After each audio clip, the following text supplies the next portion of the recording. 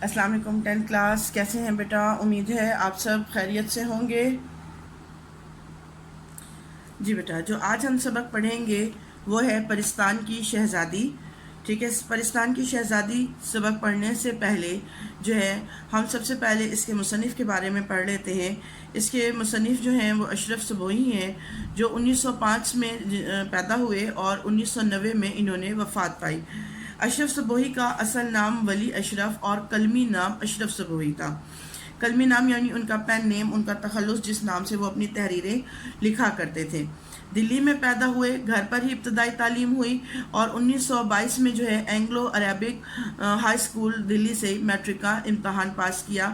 معروف یعنی مشہور ادیب شاہد احمد دہلوی ان کے ہم جماعت تھے، یعنی ان کے کلاس فیلو تھے۔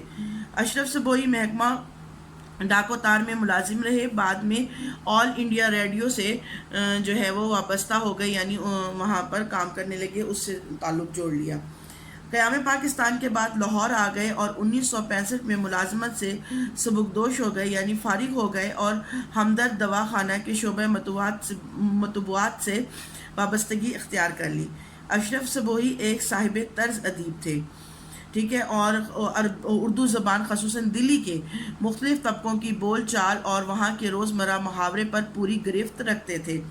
بچوں کے لیے بہت سی کہانیاں لکھی جو بے حد مشہور ہوئیں، ٹھیک ہے۔ ان کی تصانیف میں دلی کی چند عجیب ہستیاں، غبار کارواں، جھروکے، سلمیٰ اور بن باسی دیوی شامل ہیں۔ اشرف صبوحی نے چند انگریزی کتابوں کا بھی اردو میں ترجمہ کیا۔ پرستان کی شہزادی جو ان کا سبق ہے، یہ ایک افسانہ ہے اور جو ہے اس کے حقیقت سے اس افسانے کا کوئی تعلق نہیں ہے، لیکن بہت خوبصورتی سے انہوں نے اس افسانے کو جو ہے وہ بیان کیا ہے۔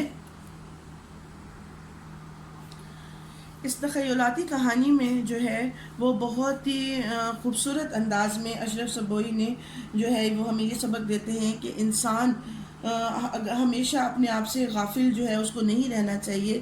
ہر انسان کی زندگی میں اچھے اور برے حالات دونوں آتے ہیں، اور اگر ہم اچھے حالات میں اپنے آنے والے دنوں کے لیے جو ہے وہ کچھ بچا کر نہیں رکھتے یا اس کے بارے میں کچھ نہیں سوچتے تو ہمیں پھر دوسروں کا محتاج ہونا پڑتا ہے، اور پھر محتاجی ہمارا مقدر ٹھہرتی ہے، اور پھر موجودہ حالات میں اخراجات میں میانہ روی اختیار کرنے سے جو ہے وہ کہتے ہیں کہ آنے والے دنوں کی پریشانیوں سے انسان بچ سکتا ہے۔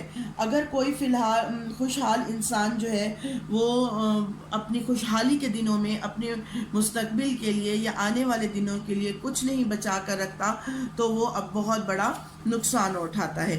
اسی طرح وہ کہتے ہیں کہ ایک سیدانی بی کا وہ قصہ بیان کرتے ہوئے کہتے ہیں، سیدانی بی کہ ایک وقت تھا کہ ان کا بہت دورہ تھا، یعنی بہت شہرت تھی۔ کلے کی اچھی اچھی مغلانیاں، یعنی مغلانیاں کہتے ہیں درزن کو، ان کے سامنے کان پکڑتی تھی، یعنی ان کے سامنے جھکا کرتی، ان کے سامنے کچھ بھی نہیں ہوتی تھی۔ وہ اس قدر اپنے کام میں ان کو مہارت تھی کہ بڑی سے بڑی درزن بھی جو ہے وہ ان کے سامنے اس کا ہنر پھیکا پڑ جاتا تھا۔ اس سبق میں بیٹا سب سے بڑی اچھی بات یہ ہے کہ انہوں نے بہت سے جو ہے وہ محاورات اور روزمرہ کو اپنی اس میں استعمال بہت خوبصورتی سے استعمال کیا ہے۔ محلات میں جہاں کوئی نیا جوڑا سلا، کوئی نئی وضع یعنی نئی صورت کی کوئی ٹکائی ہوئی، وہاں پر یہ بلائی جاتی تھی۔ اسی طرح شہر کی بڑی بڑی بیگمات پر ان کے ہنر کی بڑی دھاک تھی، سب ان کو آنکھوں پر بٹھاتے تھے۔ کہیں کوئی ڈولی بھیجتا ہے، کوئی پالکی بھیجتا ہے، کوئی سواری بھیجتا ہے، اور جو ہے وہ ان کو بلوا لیا جاتا تھا۔ نہ ان کو رات کو فرصت تھی، نہ دن کو چین تھا۔ صبح کہیں مہمان ہے تو شام کہیں پر مہمان ہوتی تھی۔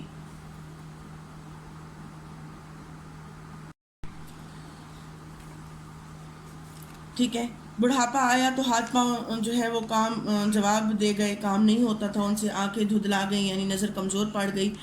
اب کون پوچھتا تھا؟ دنیا اور مطلب، یعنی دنیا کو جب انسان کو مطلب ہوتا ہے تبھی اس کی خاطرداریاں کی جاتی ہیں۔ جب وہ جو ہے وہ سلائی کڑھائی کے قابل نہیں رہی اور نئی نئی طرز کے کپڑے نہیں سی سکتی تھی تو لوگوں نے پھر ان کو بلانا بھی چھوڑ دیا، پھر کیسی خاطرداری؟ ٹھیک ہے، بیچاری ٹکڑوں کا جو ہے وہ سہارا دینے والا کوئی نہ تھا، بہت پریشان ہوئی۔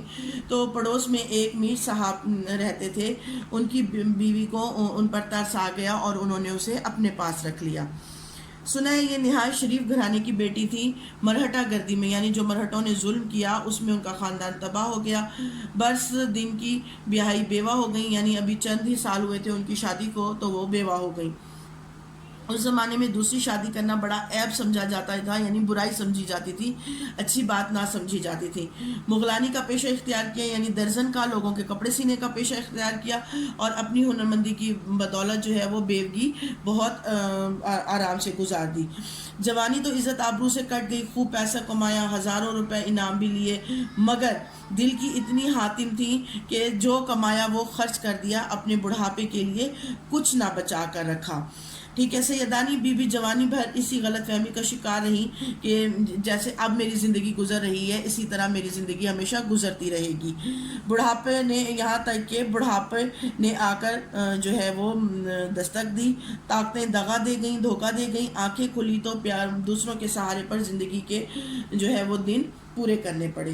میر صاحب کے گھر والے چھوٹے سے لے کر بڑے تک سب کے سب انتہا کے خوش مزاج اور خدا ترس تھے۔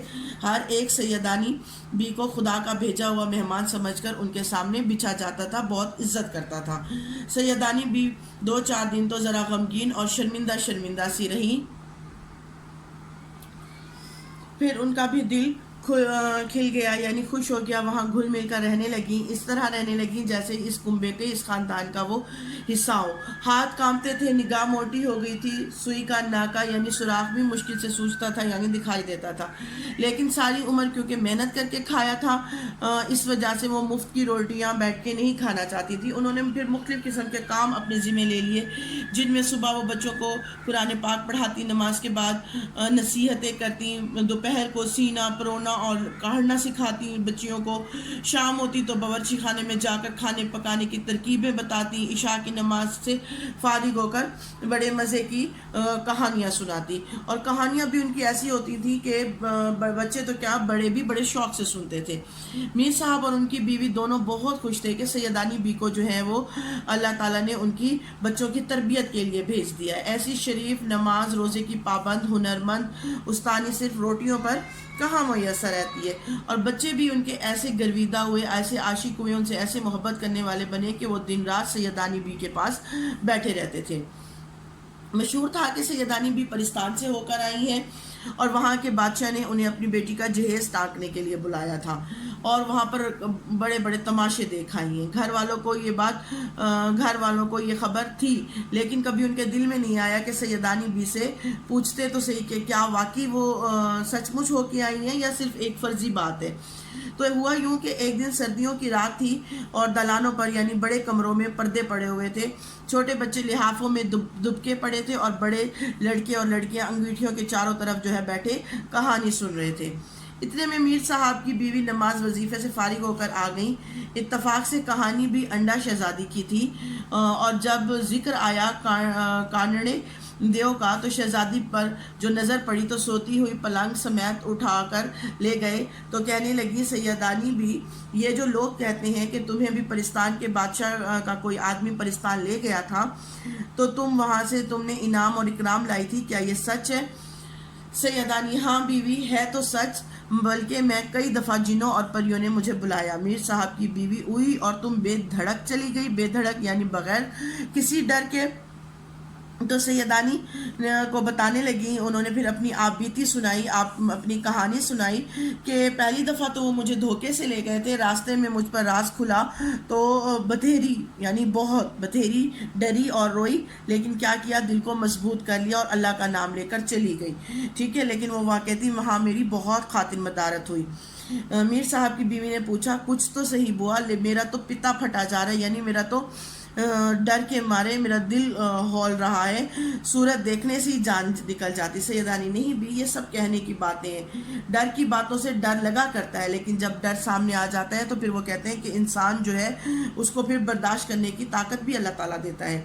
بیماری سے لوگ کتنا بھاگتے ہیں، لیکن جب بڑے سے بڑا دکھ آتا ہے تو پھر وہ کیا کرتے ہیں، اس کو سہنا پڑتا ہے۔ میر صاحب کی بیوی: